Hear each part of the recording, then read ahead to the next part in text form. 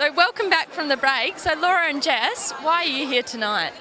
Well, Jess is a part of the film Bystander. It took out Best Film, so... Big money.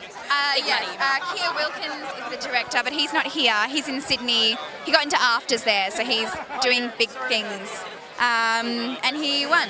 So what was your favourite part about the awards tonight? Probably the host. He did a fantastic job. So funny, charismatic, entertaining. Yeah, very, very... Yeah, I like the political stuff.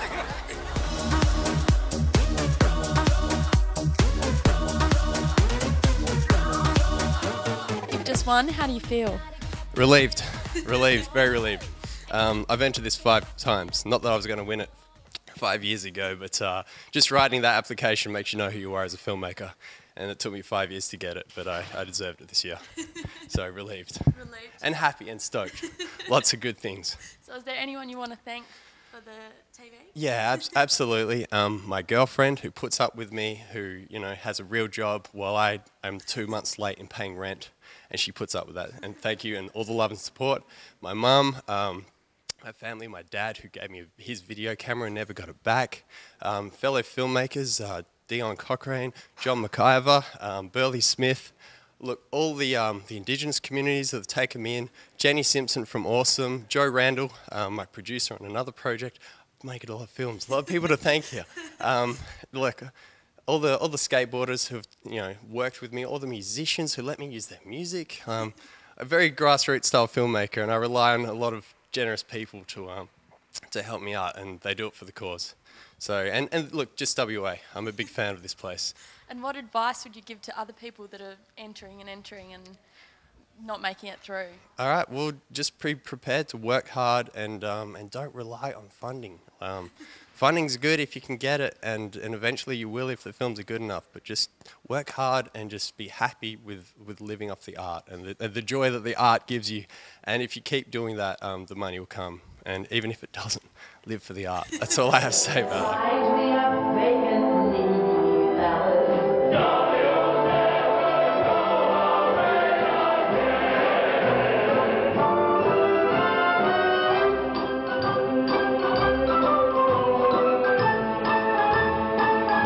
So Jill and Kevin, it's been a big night for you. How does it feel? I haven't recovered yet at all. It'll take me a while, I can tell you. But it's been a most joyous evening. This is the Lifetime Achievement Award? Yes, it is. But it's been wonderful, darling. My husband, yes, you can say something about it. It was lovely to get the award, and I think it was wonderful seeing the other kids getting awards, the young people, because, they'll realise we can still keep going when we get to our age.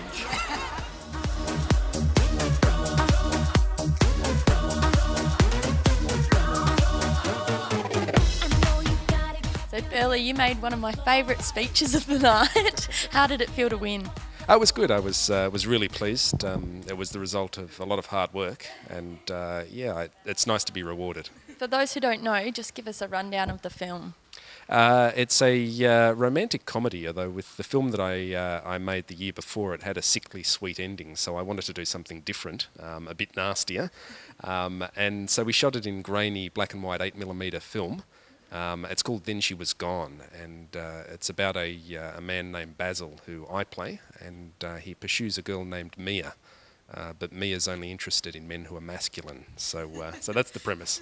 You mentioned in your speech that you prefer to film on film. Yeah, why do you think this? Film looks so much more professional, and it's a real shame that the funding bodies, in many instances, don't let you shoot on film.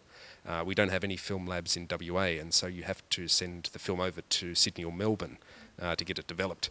And as a result, we have films that don't look as good as productions in Sydney and Melbourne because they're shot on video, because the government funding bodies want us to shoot on video. So it's very frustrating.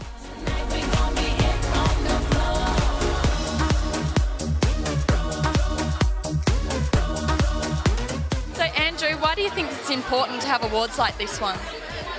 I think it's important to celebrate the industry, and particularly in this case, the younger filmmakers and newer filmmakers. I mean, it's largely an award ceremony for those who are beginning in the industry and who have made a good short film or maybe something a bit longer.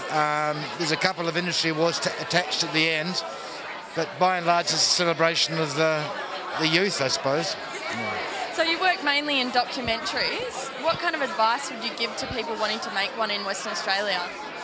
Oh, you have to just be very patient and work hard. It's not an easy industry, so you have to hang in there.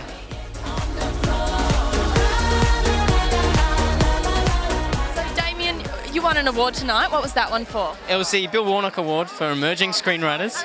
Yeah. So I put in a feature film for consideration and they liked it, which is strange. So what was your feature film about? It's about a girl who's she goes to a country town that she used to live in. She returns to it after she's made a terrible mistake in the past, and she returns there, and she actually starts to slowly turn into a fox. And she eventually befriends a teenage witch from the town who she thinks can help her kind of reverse the curse. It's kind of like a teen movie crossed with a fantasy. Yeah, So I had a whole lot of fun writing it. It was great. How did you come up with this idea? Oh man. You know, I've got plenty of that stuff in here. There's a lot of that kind of stuff. There's a lot of movies to come. Yeah, and especially that kind of stuff as well. Kind of surreal, strange. Yeah, it's not hard to come up with those kind of ideas.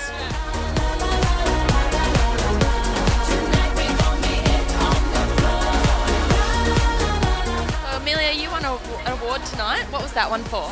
I won Best Tertiary Film for Still Take You Home. And what kind of work went into making a film like that one?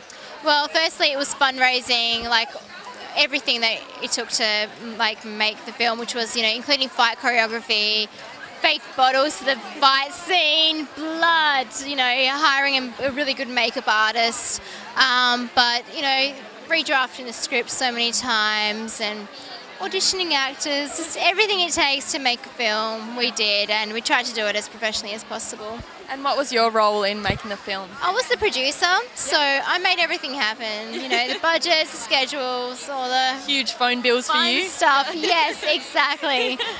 And so did you enjoy your role as producer? I loved it. I loved auditioning. That was great. And what advice do you have for people who are studying film? I think the best advice is just ask for advice. Like, don't be afraid to, you know, ask your lecturers, ask professionals in the industry, just email them. Everyone's so willing to help if you need any guidance, and just go out and do it, because the practical experience, you just can't buy that, you know. What do you hope to do once you finish your degree? I'm moving to Melbourne, but at the same time I'm also applying for funding over here in Perth, so I'll be applying for Link for a short animation soon. So fingers crossed for that. Yeah, non-stop, just working, trying to get internships.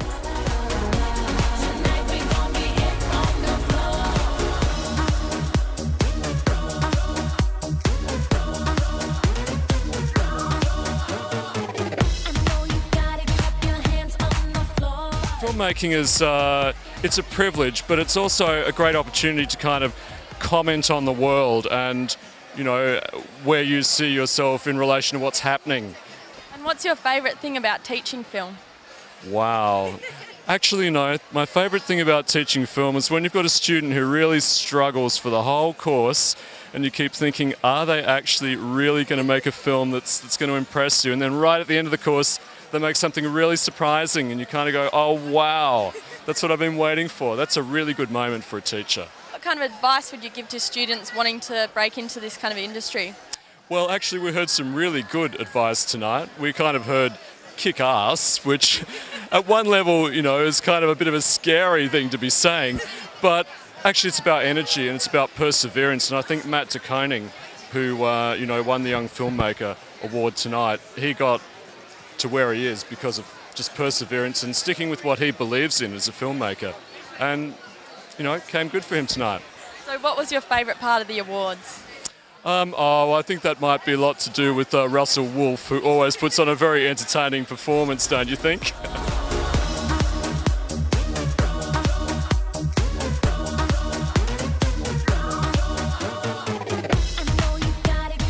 So Steve, you were involved in Best Film. How does it feel? It feels pretty amazing. I'm only sorry Kia, the director, couldn't be here. He's over in Sydney working at AFTRS at the moment, doing a screenplay workshop with a Hollywood screenwriter.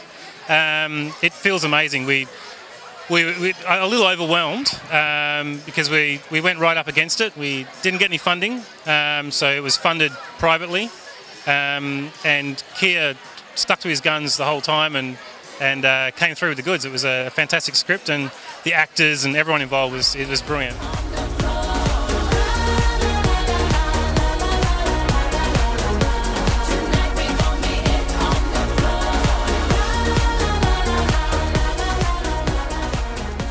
It's all over. How do you think it went? I was sort of backstage, so I don't really know, but the audience reaction seemed good, so I'm really happy, and everyone out here tonight's having a good time, so yeah, great. Some great awards, some great people have won. I mean, Mac the Coning's still got to be my favourite, so yeah. I'm glad he won. And what kind of work goes into organising an event like this one? Next year's will start next week, so it's about a year's planning. We've taken about 6 years. We build up the format. The format's sort of similar, so we just keep tweaking it to get it right. I mean, I come from a television background, so when I first came to FTI, it was like 4 or 5 years in the making, 4 or 5 hours in the delivery, and we looked at it more in a television context of get on, get it done, get off, get to the bar. So I think it works in a bit over 2 hours now, so it's fantastic. So what do you think was special about this year's awards? Look, I've been associated now with the awards for 11 years. I've got to say, I think the craft, the storytelling, the quality of filmmakers, each year gets better and better. And I think it's reflected in what happens in the whole industry in Western Australia. So. And what advice would you give to upcoming filmmakers wanting to be a part of the awards? Well, part of the industry, you're not going to ever make any money out of it, so good luck. But as part of the awards, it's passion, commitment, find the story that works for you, and tell stories from the heart. It's pointless to tell a story that you know nothing about, really. Otherwise, it's just recreating Hollywood. But I think real success comes from telling stories that you actually have a real passion for, because it's hard enough to make any sort of film, but it's a bit easier when you've got a passion for that story. So if we've learned one thing from this year's awards, it's that a lot of the films are independently financed. So there's a lot of filmmakers here that are working under a labour of love. As one of our award getters said, you need 3 things. You need dedication, you need to keep at it, and you need to kick ass. From the 24th West Australian Screen Awards at the Octagon Theatre in UWA, we say goodbye and thank you for joining us for this special edition of Perth City Talks.